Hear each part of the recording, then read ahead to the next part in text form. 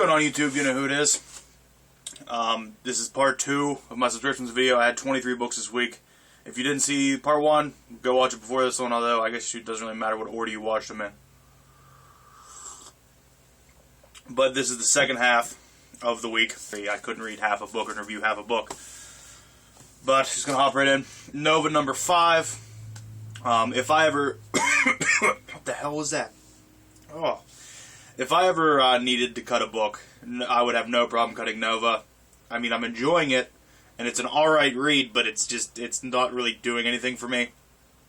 I also feel like it's written more childish. It's written for more children.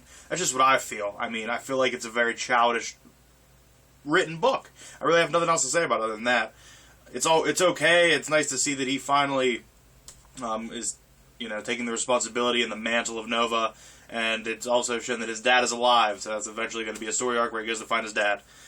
Take the code if you want it. A book that I always have problems with its artwork, but I will not say anything about it this week, is FF. This is number 8. I really enjoyed this issue. I like She-Hulk questioning the respect laws and just the general social intricacies of the Inhumans. That was pretty awesome. Her and Medusa actually come to blows over it, and if I had to make a vote, and if I had to make a theory, Medusa wins about 8 out of 10 times versus She-Hulk. That's just how I see it in my head happening. I can't see She-Hulk beating Medusa more than twice out of 10. You also see the new team of supervillains here that's about to go after FF, and that is Dr. Doom, Annihilus, and kind of a young Kang, but he wants to be called a young Immortus, or just Immortus, Kid Immortus, or something like that. Pretty awesome, though. Going to be awesome to see how that, works out between them. Book has no chance of going anywhere. There's just that one little problem I have with it that I say every week, and I'm not going to say it this week because it was too good to rip on it in that way. I praised the writings of Mr. Brian Michael Bendis on my last video for the X-Men book, whatever it was. I can't remember what it is right now. But the other X-Men book. Not All New X-Men. This is All New X-Men number 13. Also doing a pretty good job on this too. But Uncanny X-Men. That's the other one. But the problem with this book is I feel like he's all over the place. I feel like he doesn't really have a storyline he's going with. Or he does, and he's not getting it across properly. Still a great book. Love the interactions between the old, the original X-Men and the new X-Men. Well, not really the new X-Men, but the current X-Men. We actually see Jean Grey, the young Jean Grey who came from the past, become Phoenix in this, in kind of a weird way. I don't think it's actually going to be that. It's going to be some type of mental image she has that she's projecting, or something along those lines. But I think Lady Mastermind acts as the original Mastermind, and Jean turns into the Phoenix. But the storyline here is Raven Darkle. Mystique has been trying to, well, hasn't been trying, she's been succeeding in robbing all these very expensive people, or very rich people, and expensive banks, and all this stuff. Gathered this monster amount of money, calls in Madame Hydra, and is trying to buy Madripoor. And she said, Madame Hydra says, I don't own it, I just control it. And she says, yes, I want to buy control of it. That's when the X-Men burst in. Madame Hydra thinks it's some type of ruse. Thinks she was set up. I don't know really where it's going. It ends on the Phoenix, so I don't know if even the Madripoor thing's going to have anything to do with the rest of it. Code's available if you want it. Another code available, Captain America number 8. I was thinking about this title as a whole before I read this. And when I came into this Captain America, I was never subscribed to any Captain America books before. I wanted the stereotypical Captain America. But now, moving through 8 issues of this, I couldn't be happier. I absolutely love... It's a completely different Captain America that nobody ever thought they would see. He's troubled, he's struggling, he has problems, he's just... Everything is just not the Cap we know. And I couldn't be happier. I absolutely love the way this is going. Eventually, in this book, he seems to get through to his son. Well, it's actually Zola's son, but he raised him. And when it looks like the kid's finally going to, stop whipping his ass, which he does for probably about 30 pages, it seems, in this book. I know, I understand it's 30 pages completely, but pretty much beats him up the whole issue. And then as soon as he kind of convinces him to come back to his side, he gets shot in the throat. And it's actually Cap's old girlfriend. I can't remember her name right offhand. And then that's the end of the issue. We see what happens next. Zola is still heading to release his entire, conscience onto Earth or whatever. Nothing really exciting on there. I really don't see anything coming of that. But I really love this Captain America. It took me a couple issues to realize what I wasn't enjoying about it. And what I wasn't enjoying is I wanted generic Captain America, but I'm so glad I got that. And next, a book that I waited as long as I possibly could to read it. I think I read this book last. And I don't know why now, though. The problem, though, is this book was awesome. After 10 issues of Age of Ultron and countless crossover issues, we get, I believe, the final Age of Ultron book. This is 10AI. And for some reason, I saw this cover since the event started, and it just reminds me of Flash, so I never really liked it. It never really struck me with emotion or anything. But reading this book was incredible. This was a wonderful piece of comic art in this. This is just a wonderful book. It tells us the story of Hank Pym breaking down and thinking of alternate versions of himself. Pretty much it's Hank Pym wrapping up what happened in Age of Ultron, but you honestly probably didn't have to read Age of Ultron to understand this.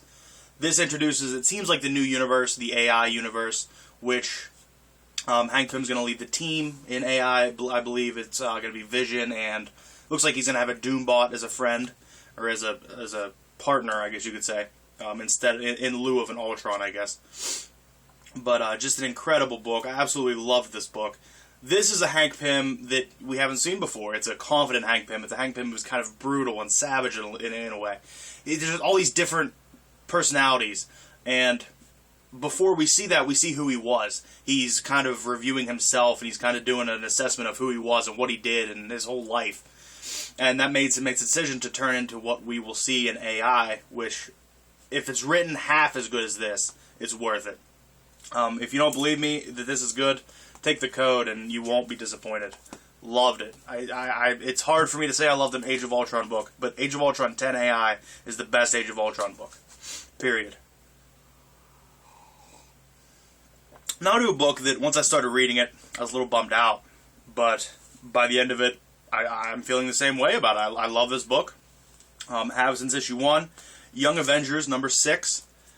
The problem I had with this book right off the bat is all the characters that I was not that familiar with from the beginning of this book, from number 1 to number 5, all these characters that they made me invest myself in and made me learn more about and, kind of connect with them, they're not in this book anymore. Now we have Wiccan's twin brother Speed, and this, I can't even remember his name right offhand, but he was an ex-mutant, and when he lost his powers, he still retained all the knowledge he had, and that was his power, was to, siphon knowledge off of people or something. I've never ran into him before, but they become friends in this. It's just a very good book all around. This book is great. So, I mean, if you're not reading this book, it's only $2.99, so pick it up and just give it a shot, because I don't want this book to go anywhere. Because I really enjoyed this issue. I've enjoyed the first 5. I don't know if they're going to connect at some point. I hope they do. I hope this is just like an interlude. But either way, it was a really good book. I really enjoyed it. And then moving from a book that I'm asking people to read because I don't want it to get canceled, to a book that I ask people to read. I mean, I guess my opinion doesn't really mean anything to anybody, but it's just a segue into it. That got canceled. I think there's 2 issues left, and now I have a feeling that Marvel is just writing garbage for this to give themselves almost a feeling that, oh no, it should have been canceled because it's garbage. Because this issue is garbage. Gambit number 14, he's in some fairyland, he stole Excalibur or somebody stole something from goddamn Pride or Wisdom, I don't know which one it is, one of the British son of a bitches. I'm very bitter about this book. Excuse my language and excuse the hostility, but I'm very bitter about this. The art's different. That's not the Gambit that I know from the previous 13 issues. I'll go 12 issues. I don't think the last one was the same artist either. And then he has to help this guy, I think it's Wisdom. I think it's Peter Wisdom. But it's just not a good time. It's not. This is terrible. There's trolls involved. There's witchcraft. Although the succubus that's in here is drawn pretty cool, and there's a pretty cool moment between them. But other than that, I hated this. I really hated this. The next issue, I don't know. I don't know if the next one's the last one or if there's another one after that, but I don't know. The cover's in the back of this of the cover that for the next one, and it actually looks like the Gambit from the first couple. I just hope it finishes off alright, because I hated this. And I hate saying that I hated one of these books, because I loved this series. This was my favorite series. Okay. That's done. I apologize for that. Now, Deadpool, number 12. Some great moments in here. Fun Deadpool book as always. I mean, I'm back to this. It sounds like my old reviews when I was reviewing Way's Deadpool run, where it's just, I get the book. It's a fun book, but nothing really spectacular in it. There were some great moments where Deadpool thought about how to defeat this guy that was chasing him, who could morph into like everything, could morph into any superhero. He kind of broke the wall of the Baxter Building, and the Baxter Building started attacking the other guy. Mephisto offers up some deals for souls and whatnot, but they don't take it. It's interesting how this book is going, and moving forward, it's going to be even more interesting to see where they go next. It seems like at the end of this, it was different though, because it was Deadpool showing emotion, and it was Deadpool being sad and down and just kind of double thinking himself, which I'm not used to. But if they add another character trait onto Deadpool, and it in turn makes him a better character, I'm fine with that. But it was out of character for what I'm used to. That being said, the art in this book, I really do enjoy it, because I feel like the artist is making their own Deadpool. They're not relying on all the other Deadpools they saw, and I really enjoy seeing stuff like that. So all in all, this was a pretty good book. And if you're a Deadpool fan, it's worth it. I just spilled coffee all over the desk. I can't control these things on my shoulders, called my arms. Not only is it bad enough that this coffee cup was made so it's impossible to take a drink out of it without it being all through your beard or face if you don't have a beard, but then it's such a weird size that it's hard to get your ratio of sugars and creamers unless you drink your coffee black because you're a hardcore guy. Or lady, sorry. Good thing no coffee on the comics, though. That's always a good thing. Next, I have Adventures of Superman number 2, which I feel like they ripped off the cover of, or not the cover of, but I just feel like they took this from the movie to try to get people to buy this. I don't know why, but I was bitter when I saw it, because I was like, oh, you're just trying to get people to saw the movie to buy the comic. Some great stories in here, though. I love the first one about the, I think it's the first one, about the amusement park guy who thinks he's Superman and all that. But I mean, every one of these is great. I mean, Kandor's involved, but it's actually a little version of Metropolis. It's a ride.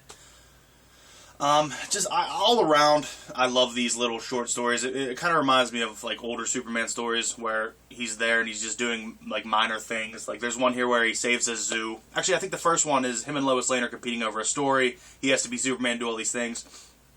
Just great stories all around in these, though. And I mean, as long as these keep getting put out, I'm gonna keep buying them because I love them. Next, we have Flash 21, The Deadly Secret of Kid Flash. Now this desk going to be all sticky. I got to wipe. Should wash it off.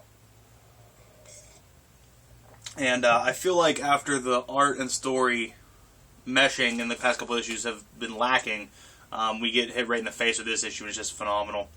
This whole issue is pretty much a race between Kid Flash and the Flash, because the Flash wants to question him on who he is. They eventually touch. Barry Allen finds out that Kid Flash is not in connect with the Speed Force. He's like from the future or something.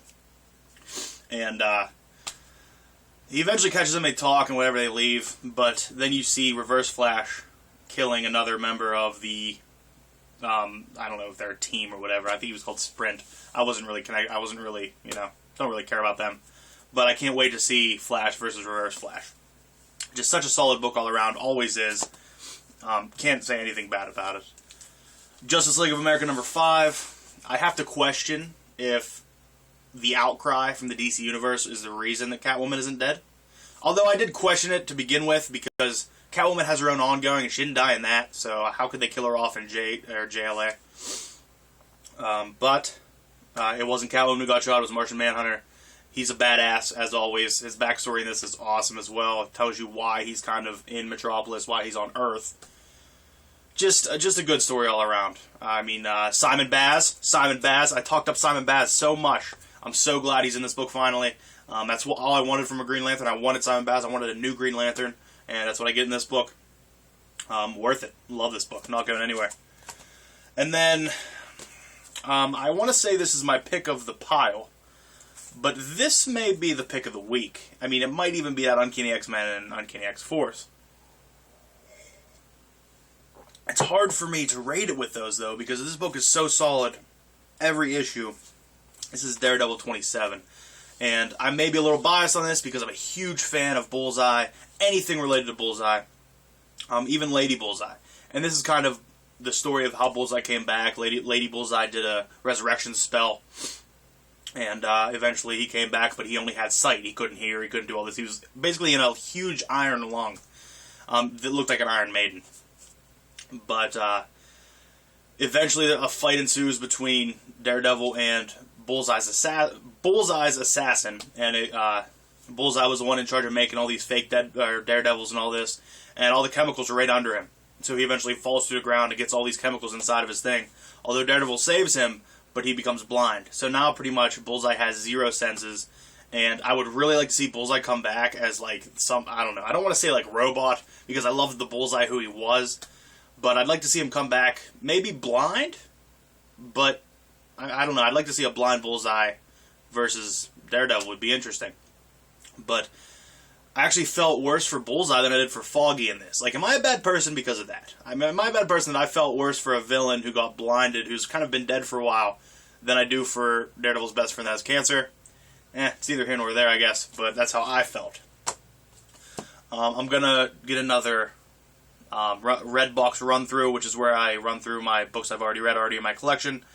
My camera cut off mid-box last time. I wanted to get a whole box out of the way. So maybe I'll finish up that box and then get another box out of the way. I'm not sure. We'll see how that works. But either way, thank you guys for watching. I gotta go clean. I gotta not go, but I have to clean this coffee up because I'm an idiot. Thank you for watching. Remember, have a great day.